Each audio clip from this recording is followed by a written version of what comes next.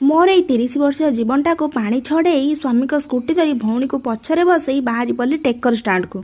एटा को नुआ कथा नुहे हेले बालेश्वर रहिला परे एइटा गोटे मो पई बहुत बड़ नुआ कथा। फाइनाली आसी टेकर स्टाण्ड रे पहुँचला परे टेकर आउरी 10 मिनिट पर छाड़िबो कहिलारू आमे दी भौणी 10 मिनिट गपिया को लागिलु। तापर टेकर छाड़ला सी ता जगह को पळेला। मु फाइनाली आसी घरे पहुँची भाबिली आहू मो जीवनटा नहीं मु फेरी मु तो फाइनाली बंची आउ।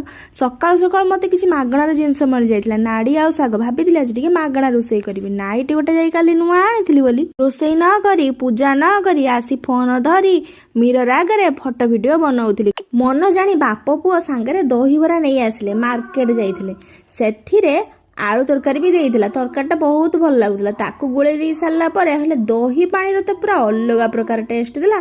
माँ पुओ मिसिकी पुओ बरा खाइदेला मु से पानी तक को पी देली। तरकारी रांधी बोली पर तरकारी पाउडर सब सरी आइथिला जीरा धनियार पाउडरटे बनै कि डब्बारे पुरई देली। आउ स्वामी आनीथिबा इचड़ पाई मसला एठी कषाकषि करिया को आरंभ कर देली।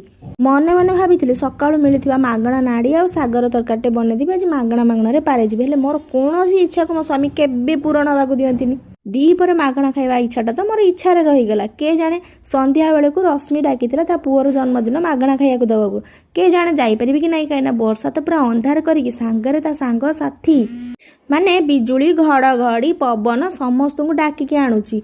जहाँ भी जाऊ जी जहाँ को डाकिकी आणुची मु तो निश्चय जी